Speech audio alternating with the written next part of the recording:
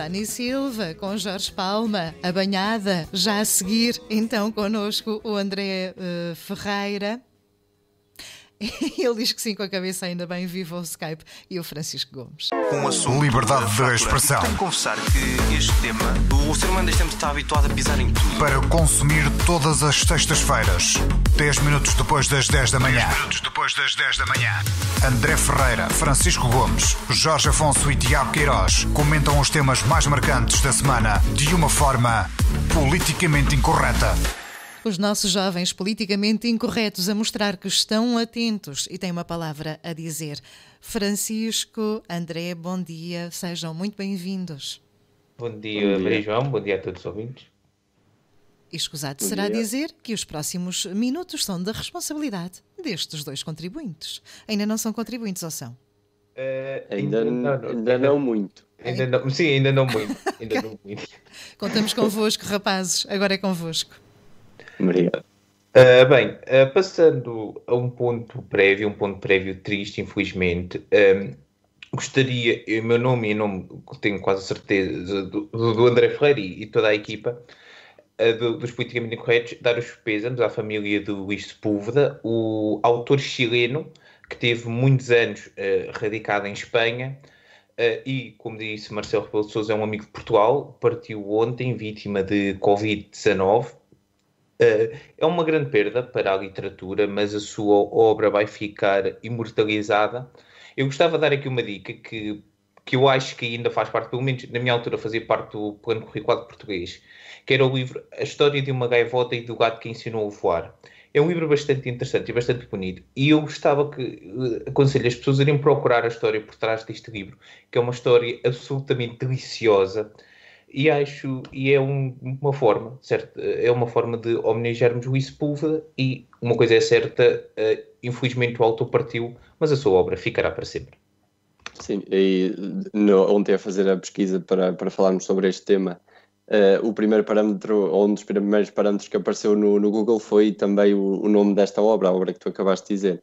Portanto, também é importante ver que as pessoas, ao fim da morte deste artista, foram também pesquisar um pouco mais das suas obras. Obviamente, como já disseste bem, os pêsames então à família de Luís Sepúlveda e esperemos então também, como disseste muito bem, que a sua obra seja imortalizada, como de muitos outros escritores que morreram também anteriormente. Passando então ao nosso segundo ponto prévio, vou então só referir algumas palavras da Presidente da Comissão Europeia, Ursula von der Leyen, acho que estou a dizer bem o nome. É daqueles nomes que ninguém sabe dizer, não é? Que disse numa ação no seu discurso da ação de abertura da ação plenária, e prestou homenagem então aos voluntários portugueses que estão a costurar máscaras para os seus vizinhos. Obviamente que isto é uma medida bastante boa, que obviamente não tinha noção desta realidade aqui em Portugal, mas se a Presidente da Comissão Europeia diz é porque será verdade, e então aqui também prestar homenagem, nós aqui no Liberdade de Expressão, a todos os portugueses e não só, a todos os europeus, a todas as pessoas no mundo que estão então a contribuir voluntariamente, porque já vamos falar de um caso triste a seguir, mas que estão todos a contribuir positivamente para então travarmos esta luta contra o coronavírus. Sim, fazer minhas palavras, André, dar os parabéns a estes voluntários portugueses. O que acaba por ser interessante é que eu pesquisei, porque eu sempre, quando nós trazemos alguns temas, eu vou ver o que é que os gringos têm a dizer. Eles, em relação a este assunto, não falaram, porque provavelmente eles devem estar a sofrer, porque eles são contra a União Europeia, mas gostam que elogiem Portugal. Ou seja, eu estou ali um bocadinho perdidos.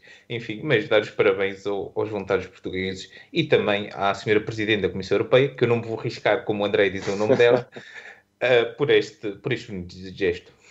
Exatamente. E então passamos então ao primeiro tema, falarmos aqui um tema um pouco diferente dos que costumamos aqui trazer, que foi uma iniciativa que a PlayStation e a Sony anunciaram no passado dia 14, que se chama Play at Home, ou Joga em Casa, se preferirem a tradução, que então visa usar os videojogos como uma forma de incentivar as pessoas a ficar e a continuar em segurança nas suas casas.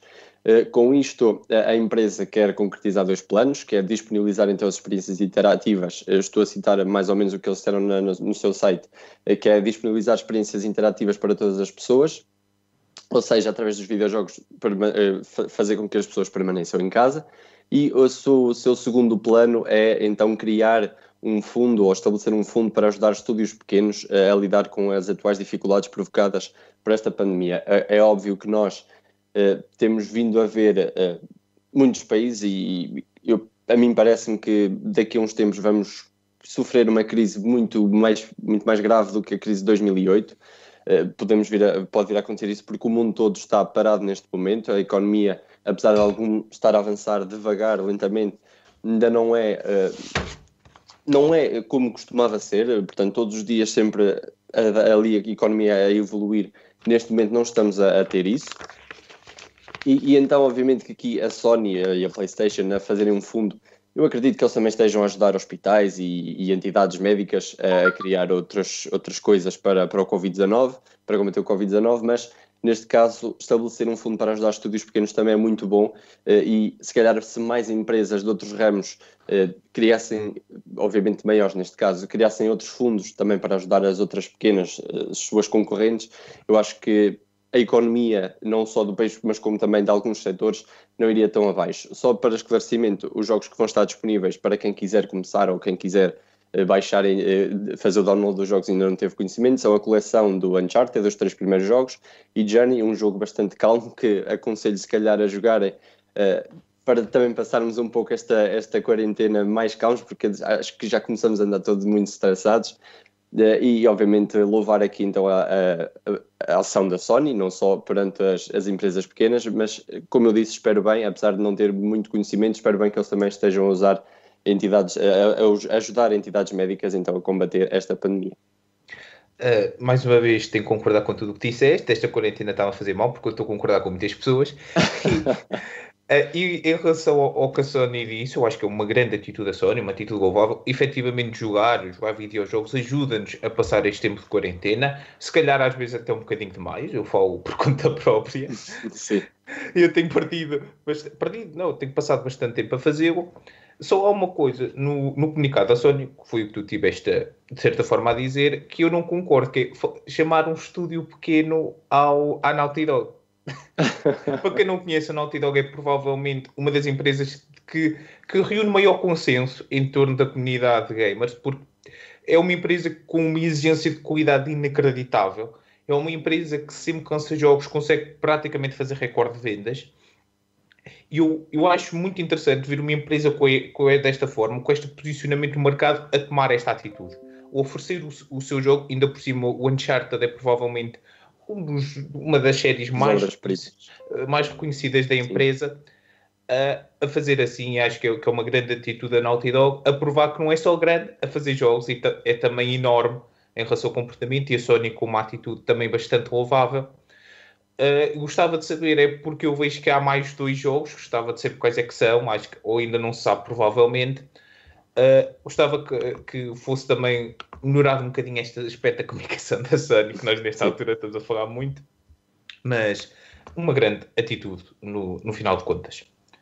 Passando ao próximo tema, vamos falar de futebol, vamos para o desporto, nós trazemos há muito tempo, e vamos falar do Sporting. O Sporting falhou o pagamento da primeira prestação para o Ruben Amorim.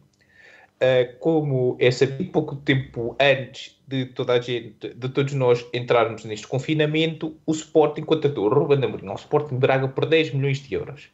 Não vamos falar sobre se foi um bom ou mau negócio. Entendendo o número de jogos do Ruben Amorim, foram 7, 13.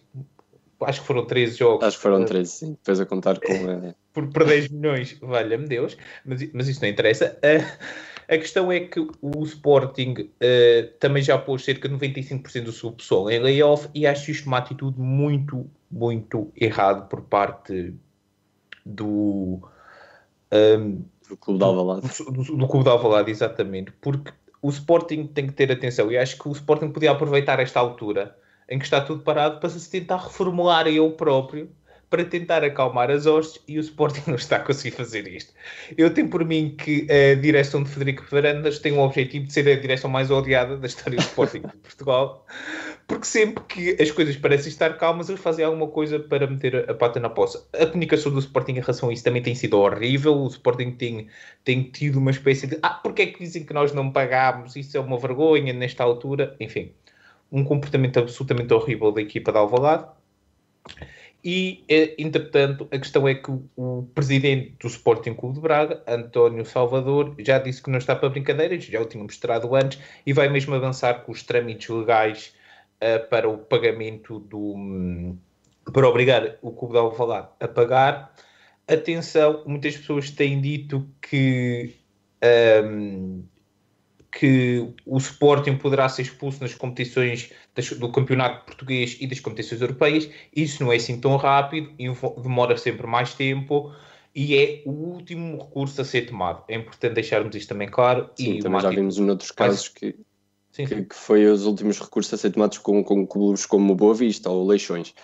Só referir, então, porque António Salvador disse que ia tomar medidas, porque eu vi numa notícia que uma das primeiras prestações era para ser paga até 6 de março, e então só há bem poucos dias é que o Sporting decidiu declarar layoff, portanto, aqui quase no prazo de um mês, o Sporting esqueceu-se, entre aspas, de pagar, e só agora é que se lembrou, afinal não temos dinheiro para pagar, vamos entrar em layoff, vamos aproveitar. Esqueceu-se de pagar 5 milhões de euros, que me dará. Sim, esqueceu-se de pagar 5 milhões de euros.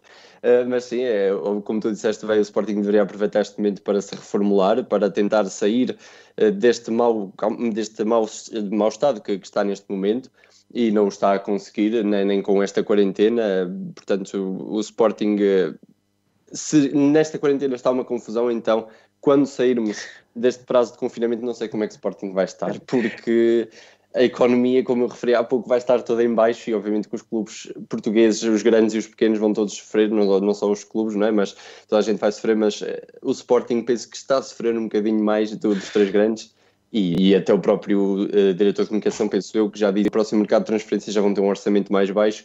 Se os jogadores já eram não muito bons, então agora não sei como é que vai ser. A gravidade é da forma desorganizada pelo Sporting, quando voltar ao campeonato, ser a equipa de handball a jogar em vez de futebol. Ou isso, ou mete o Ruben Amorim a jogar outra vez, sai da reforma. Se calhar ainda fazia melhor que alguns. Que lá estão. Bem, para acabar, vamos falar de estupidez. Peço desculpa ser assim, mas é verdade. Mas em Espanha, uma médica ginecologista em Espanha foi ameaçada pelos seus vizinhos, pois eles tinham medo que esta aqui os contagiasse com o novo coronavírus. O seu carro foi vandalizado e ela foi alvo de insultos. Isto aconteceu em Barcelona. Amigos, agora falando assim, já é o segundo caso em Espanha, pelo menos que tenho conhecimento. O outro foi em Múrcia, em relação a uma funcionária de supermercado. Eu vi também um médico da Cruz Vermelha que também tinha um papel afixado na sua porta. Amigos espanhóis, o que é que se passa com vocês? É que, reparem uma coisa, o coronavírus é contagioso, a estupidez não. Ou seja, é isso. E o coronavírus, efetivamente, pode ser que se cure. Então a estupidez já não vão lá. Mas está tudo bem com vocês. E isto é uma atitude absolutamente vergonhosa. Tu dizes que a estupidez não é contagiosa, mas deixa de estar 24 horas numa rede social a ver se não ficas contagiado. Não, posso é ficar com vontade de mandar cabeçadas contra a parede, já me aconteceu. Não fiz, mas fiquei com vontade. É uma vergonha, ainda por cima a Espanha, que tem tido os problemas graves que tem tido com o coronavírus. Eu acho que o povo espanhol devia pôr os olhos no povo português, porque o máximo de gravidade que nós fizemos foi ir à praia. É grave também, é muito grave, mas ao menos não andamos a ameaçar pessoas e a ameaçar uma médica. Ou seja, nós não estamos a falar de alguém, lá está, pegando no exemplo da praia, que foi passear por quis. É alguém que está a fazer aquilo que diria que lá na civilização chamam de salvar pessoas. E não pode fazer layoff? Não convém, é capaz de não ser muito seguro. Eu acho que os espanhóis e toda a gente que tentar fazer isto devia ser criminalizada, porque numa altura em que todos estamos à volta da classe médica, dos polícias, das forças de segurança e todos os outros grupos de trabalho que estão, e muito louvavelmente, a trabalhar por nós e a fazer com que não nos falte nada, ver uma atitude assim deixa-me sinceramente bastante triste e bastante revoltado, e não há nada a fazer senão estupidez em todo lado. Eu acho que tu não chegaste a referir, mas o que estava escrito no carro da senhora, da médica, foi ratazana contagiosa, pegando na expressão que o Observador traduziu muito melhor do que outros tipos de jornais. Mas sim, eu não queria dizer a expressão porque eu estou no Record Peço Sim, desculpa. eu abri o Observador porque vi ratazana contagiosa, portanto foi mais ou menos este tipo de expressão que alegadamente os vizinhos usaram. É óbvio que isto já está a ser investigado, mas é uma coisa indescritível que se pode encontrar em Espanha. Obviamente não estou a ver isto a acontecer em Portugal, mas também já não digo nada, porque os portugueses são meio variados de vez em quando.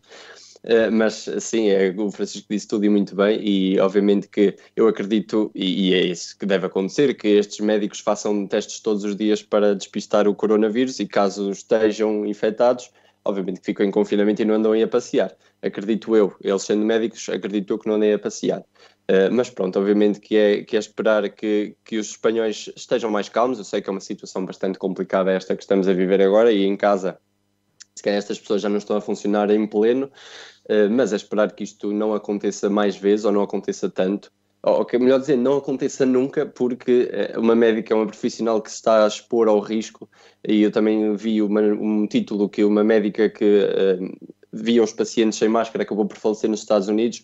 Portanto, vemos aqui que o Covid-19 não é para brincadeiras, e se estas pessoas têm de se expor porque são, entre aspas, obrigadas, não é? Obviamente que a profissão delas está no código também, que têm de salvar, mas agora, nesta altura, são obrigadas, não podem ficar em casa a descansar como toda a gente. Portanto, eu acho que deveríamos ter um pouco mais de noção sobre as coisas que dizemos e sobre as coisas que fazemos, e quem sabe um dia se não são aqueles vizinhos da senhora que poderão estar em risco. Espero que não, obviamente, não desejo mal a ninguém, e obviamente a senhora, sendo ginecologista, não vai salvar, não é, essas pessoas de Covid-19, mas nunca se sabe, porque os profissionais de saúde são rascos,